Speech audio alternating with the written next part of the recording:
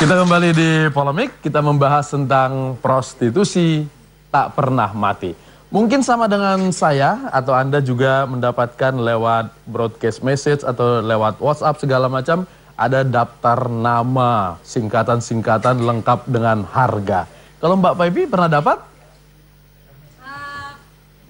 Pernah dapat daftar-daftar seperti itu? Pernah, tapi saya nggak terlalu percaya. Kan ini kan bukan dari kepolisian, jadi saya nggak terlalu percaya. Nggak percaya karena harganya terlalu tinggi atau harganya terlalu murah? Ada yang terlalu murah. Terlalu murah ya? Ada yang terlalu murah. Ada yang terlalu murah? Ada yang terlalu mahal nggak? 200 ya ada ya? Iya. Nggak tahu deh saya. Kalau tanya Mas Wendo. Cuma kalau saya gini ya, saya nggak kebayang aja kalau dalam satu hari berbeda orang gitu, gimana ya rasanya? Mungkinkah begini gitu ya kalau lagi itu ya? Ya kalau pas orangnya ganteng lah, kalau pas enggak terus bau gitu gimana? Ayo, saya bingung loh. Saya bingung sama yang penjual dan pembeli justru. Kalau sama boleh muji, saya komentar? Wow. Ya boleh, boleh. Saya terus terang orang yang enggan untuk berhahahihi ketika bicara topik ini. Oke. Karena yang ada di dalam kepala saya itu adalah anak-anak saya. Dan saya harus kirim pesan tegas kepada mereka bahwa ini bukan sebuah isu main-main. Gitu ya. Kalau angka, kita pakai asumsi bawah lah, 80 juta per 3 jam itu kecil dibandingkan dengan kemungkinan resiko penularan penyakit kelamin. Rusaknya tatanan kehidupan keluarga, plus gratifikasi seksual. Itu yang disampaikan Mariana juga tadi berarti ya? Ya, dengan demikian sesungguhnya kita berhadapan dengan kasus yang sangat parah dengan nominal yang jauh lebih besar lagi. Jadi kita jangan terpaku hanya pada angka 80 juta sebagai argo yang harus dibayar oleh seorang konsumen kepada pelacurnya. Tapi kerusakannya jauh lebih besar lagi. Itu yang semestinya tidak kita lupakan. Oke, itu sebab kemudian Anda mendesak kepolisian untuk membongkar tidak hanya sampai mucikari? Tepat. Kalau memang dugaan publik benar bahwa ada sekian banyak pejabat yang sudah bermain-main dengan pelacur macam ini, maka pantas bagi kita untuk bertanya, para pejabat itu dapat uang dari mana? Kalau kemudian mereka tidak bisa memberikan jawaban yang baik, maka sudah pantas ini bukan semata-mata masalah pelacuran, tapi mungkin juga tersangkut masalah korupsi. Kendati demikian, saya ingin menyemakati teman-teman kepolisian. Ada teori yang mengatakan begini, kalau polisi ingin mendapat perhatian masyarakat, perhatian ya, tanganilah kasus-kasus yang menarik perhatian publik kelas tinggi. Terorisme, pembalakan hutan, narkoba, perdagangan orang, narkoba dan seterusnya. Kalau ingin dapat perhatian. Tapi kalau polisi ingin mendapat kepercayaan masyarakat, tanganilah kasus sehari-hari. Pelacuran adalah kasus sehari-hari. Dari hotel bintang 5 sampai gang sempit di dekat rumah saya, barangkali pelacuran sudah membahana kemana-mana. Dengan demikian, apa yang sudah dilakukan oleh teman-teman kepolisian adalah tepat. Percayalah.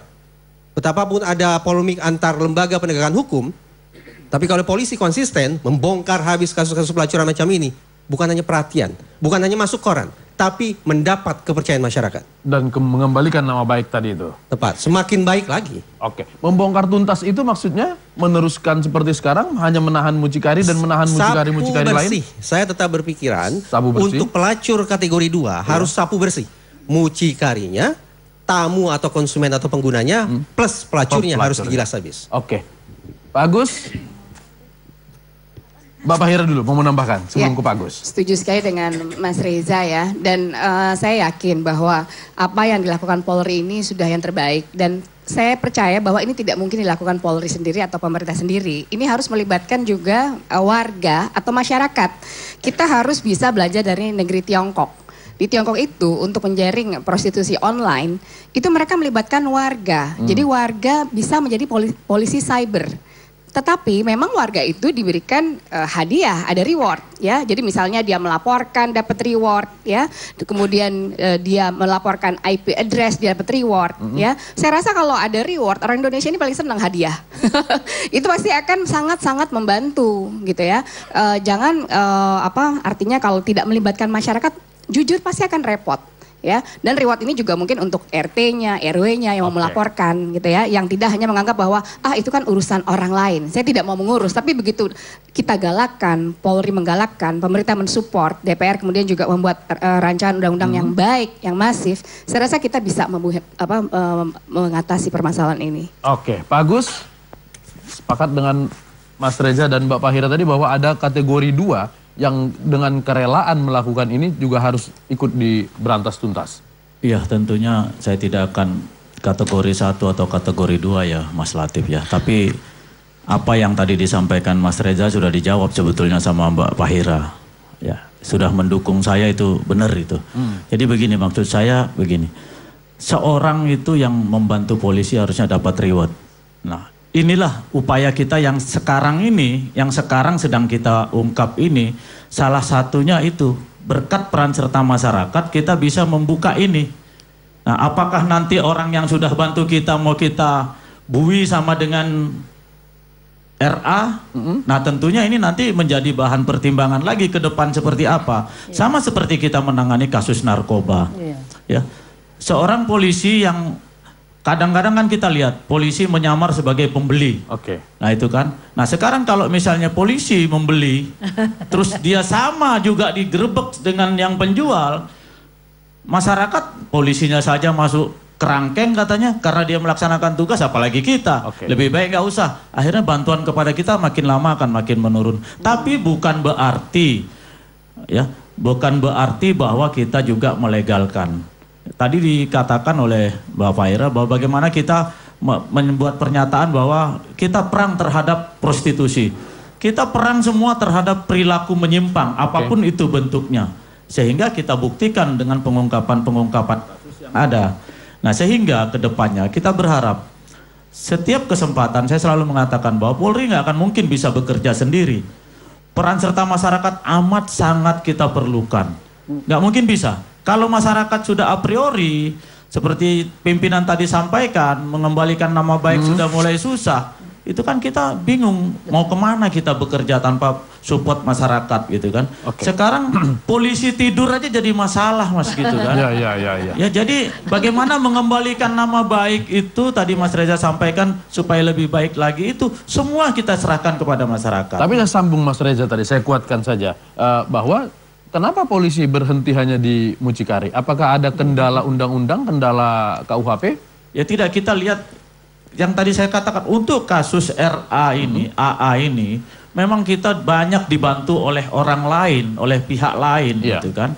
Nah kalau nanti yang disampaikan tadi oleh pimpinan, kalau tertangkap tangan pimpinan itu bukan tertangkap basah, tertangkap tangan mungkin akan berbeda penerapan hukumnya dengan kasus yang sedang kita tangani. Tapi bagaimanapun Pak Kabar Eskrim sudah memberikan dukungan kepada Kapolres Jakarta Selatan, Mabes Polri akan backup peralatan yang diperlukan untuk mengungkap jaringan-jaringan ini. Nah sehingga inilah harapan kita ke depan, hal seperti ini bisa kita lebih tingkatkan hasilnya tanpa lagi perlu misalnya kita menyiapkan ataupun meminta bantuan masyarakat untuk menjadi, mohon maaf ini mungkin Mas Reza ya, untuk menjadi informan atau menjadi apa istilahnya pembeli atau menjadi pemakai. Kita nggak perlu lagi, tapi kita sudah siap dengan peranata perangkat yang ada untuk bisa ungkap jaringan itu. Tapi yang sekarang ini memang kita terapkan pasal itu. Bukan tidak bisa menjangkau undang-undang lain Mas Latif, tapi memang situasi yang sedang kita hadapi saat ini sebagaimana yang tadi saya kemukakan. Dukungan Kabar Eskrim kepada Kapolres Selatan. Apakah kemudian Polres Selatan bisa menghantam, menghalau seperti dugaan yang disampaikan oleh Mas Reza tadi? Jangan-jangan di dalam daftar itu banyak pejabat sehingga kemudian polisi tidak mau sampai ke wilayah itu. Ya, mudah-mudahan ini hanya pernyataan Mas Latif saja. Mas Reza tadi yang menduga. Nah, saya dengarnya dari Mas Latif. Mas Reza teman saya soalnya. Jadi begini, ya kita jangan a priori lah dengan dengan siapapun itu. Kita lihat proses saja ya. Jangan sampai ada kategori 1, kategori 2. Ya Mas Reza karena beliau sebagai psikolog tentunya dengan semangat beliau menyatakan seperti itu. Sebagaimana tadi Mbak Mardiana ya. Mariana menyampaikan juga persepsi beliau seperti apa. Kami juga seperti itu. Jadi kami tetap berpegangan pada aturan hukum yang ada, yang kita terapkan itu, yaitu yang kami laksanakan. Kalau misalnya nanti memungkinkan ada undang-undang lain yang kita terapkan, karena ini kan masih berproses. Oke. Ya, apakah human trafficking, apakah mungkin undang-undang ITE, atau mungkin nanti kalau misalnya memungkinkan gratifikasi mungkin ya Mas Reza. Ya, tapi kan kita lihat kasus ini sementara kita terapkan KUHP 296 dan 506 itu mungkin Mas Latif. Oke, itu KUHP. Mbak Fahira, kalau Perda Ya, ini lokus ini, deliktinya di Jakarta. Ya, Ada Jakarta Perda ini yang kita bisa punya pergub kan, kita punya pergub nomor 8 tahun 2007. Itu kan sebetulnya ya ibaratnya tempat kos-kosan saja sudah bisa ditindak ya. bunyinya seperti apa? Kenapa kos-kosan Artinya jadi yang kena? memfasilitasi dan lain sebagainya itu betul-betul bisa kena jerat hukum gitu ya. Dan memang perda-perda inilah yang harusnya dimiliki oleh seluruh wilayah di Indonesia. Di Indonesia ini kan kita punya 530 kabupaten kota ya. Seandainya seluruh kepala daerahnya mau punya niatan memberantas penyakit sosial seperti ini, harusnya bisa, karena ini sudah bisa dijadikan satu awal yang baik lah gitu. Oke. Mbak Niki, ini awal yang baik. Jangan takut sama polisi, makanya dari polisi nggak langsung Mbak Niki tadi kesana dulu. Baru keluar soalnya. baru nyium udara bebas, jadi kalau ngeliat yang seragam-seragam coklat tuh agak-agak deg-degan gimana gitu. Belajar dari ini yang lebih lama. 5 tahun ya. Yang lebih lama itu. Gimana? Anda setuju bahwa polisi harus menindak keseluruhannya? Setuju banget. Karena biar gimana pun perempuan-perempuan itu adalah merusak hubungan orang lain ya, secara tidak langsung ya kan. Terus anggaran buat para istri juga menurun.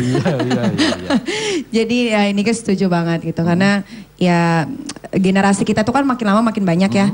Apalagi ditambah yang kayak begitu. Kayaknya Niki agak sedikit kasihan aja gitu loh, kok sampai separah ini ya perempuan. Tapi kalau Niki sih mikirnya kalau yang sekarang sedang terungkap itu mikirnya adalah di kelas A dan B. Mereka tuh lebih mentingin lifestyle ya. Mereka padahal udah tahu resikonya pasti akan kena penyakit begitu kan. Tapi dia nggak pernah mikirin itu. Yang penting gue dapet tas Hermes ya udah kayak gitu. Ya, itu emang harus diberantas sih sampai ke akar-akarnya. Saya tertarik soal lifestyle ini. Iya. Bagaimana kita melihatnya? Apakah kemudian kalau postur finansial misalnya, ada artis kita bisa lihat dari karyanya, kaset, film dan segala macam, oh penghasilannya sekian, gaya hidupnya seperti ini masih pantas. Apakah kita bisa melihat itu di kalangan artis? Ini nggak ada albumnya, nggak ada ini kok tasnya tas merek dunia gitu? Dengan jelas itu bisa terlihat gitu kan. Kayak aku punya beberapa temen yang mungkin masuk TV 6 bulan sekali atau 3 bulan sekali gitu kan. Tapi mobilnya udah Porsche, Ferrari gitu kan. Dia bisa beli apapun yang dia mau gitu kan. Lah Niki aja yang udah 3 tahun masih Honda Civic gitu. Belum ganti-ganti gitu kan, yang udah jelas muncul hampir tiap hari gitu. Ya Niki agak sedikit gimana ya, kayak kok mereka apa nggak mikir nanti ke depannya akan terjadi apa gitu kan. Pertama mungkin kalau untuk urusan tahu orang banyak mungkin mereka udah tutup muka ya, maksudnya ya udahlah ya, toh gue juga nggak ganggu siapapun gitu kan, toh gue juga nggak merugikan siapapun. Cuman ya kayak apa ya jadinya ya Om, bingung juga aku kalau ngejelasin kayak gitu. Ya mungkin karena mereka gini loh, kayak temen Niki sama temen yang satu lagi, dia pakai tas Hermes nih, gue juga mau gitu. Tapi kan kerjaan minim banget ya, jadi mereka ya mau gak mau kenalan sama satu orang, akhirnya ngomong-ngomong, gue begini-gini, akhirnya dikenalin, akhirnya jadi gitu. Jadi punya tas atau jadi apa? Jadi punya tas. Kayak gitu. Ketemu om-om baik hati yang mau beliin tas. Kalau ketemu gitu. om-om yang baik hati, bisa dinikahin, alhamdulillah gitu kan. Cuman kan kebanyakan om-om yang baik hati ini sekarang jarang kayak gitu. Kalau om sana baik hati? Saya baik hati sama istri saya sendiri.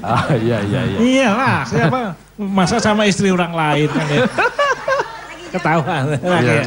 Nggak gini, itu bener lah. Ada gejala-gejala, makanya saya nggak setuju. Harus diberantas gini-gini. Ntar lah. Bung Reza, Bung Uli tadi mengatakan harus disikat habis. Jangan kasih ampun. Ntar dulu lah. Enggak, itu kan buat cewek-cewek yang matrenya, yang pentingin lifestyle-nya. Bukan, karena gini, ini kita. Polisi kita tidak mendukung ke arah itu. Itu terjadi misalnya perselingkuhan atau perpelaturan atau perzinahan atau kalian pakai bahasa yang lebih sadis lagi terjadi di hotel-hotel. Lah gimana polisi kita mau nyuruh hotel-hotel, kalau mau yang nginep sini tanyain dulu surat nikahnya. Nah kan, udah bawa kondom apa belum? Nah kan, lebih repot lagi kan. Bukan, ini supaya kita ngelihat bener, ini realitas empirisnya semacam ini. Boleh, bahwa saya setuju. Itu diberantas, inilah cara-caranya, pendekatannya. Ayo kita sambil melihatin, karena kita nggak bisa antem kromo aja. Kalau antem kromo aja, tadi di daftar itu NM itu cuma 40 juta. NM? Iya. NM itu siapa? Saya nggak tahu, mungkin nama kamu siapa, Nena? Oh, yang utang aku janda, yang punya suami, jadi ke aku kan, ya ampun. Bukan dia, bukan. Ini daftarnya jadi banyak, beda. Di sana nggak ada NM, di sini ada. Kalau itu kita percayai sebagai ini kan, seneng amat ini di belakang, boy. Iya, bukan. Ini kalau kita hanya sekedar gini, kalau kita melihatnya ini dengan harus serius, ini permasalahan iya. Ya. Tapi kita mendekatinya bisa macam-macam. Bahwa sederhana aja lah. Siapa artis yang tampil di TV 6 bulan sekali kok bisa begini? Nah udah. Bung Latif tiap hari di TV, di radio kok. Masih naik angkot. Iya.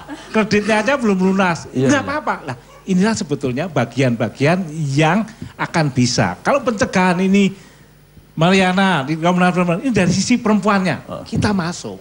Dari peraturannya kita bisa mendukung itu untuk pencegahannya. Jangan interupsi dulu, Jangan interupsi. Interupsi, pimpinan. Karena belum selesai. Karena kalau kita kembali ke temanya tadi, belum kita lari mengembalikan nama baik polisi segala macam, enggak lah. Nama baik itu Pak Polisi balik sendiri selama Bapak benar, titik, udah. Iya. Oke, Bapak Ira ya.